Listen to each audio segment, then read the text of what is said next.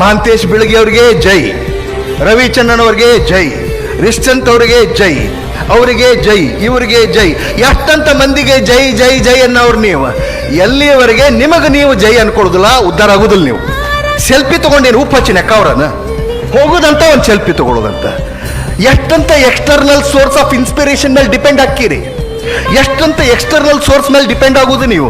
ಎಷ್ಟಂತ ಮಂದಿ are you not self inspired? Are you not self motivated? ನಿಮ್ಮಲ್ಲಿ motivation, ನಿಮ್ಮಲ್ಲಿ ಸ್ಪಿರಿಟ್ಟು, ಕೆಚ್ಚು ರೊಚ್ಚು ಏನೂ ಇಲ್ಲನ?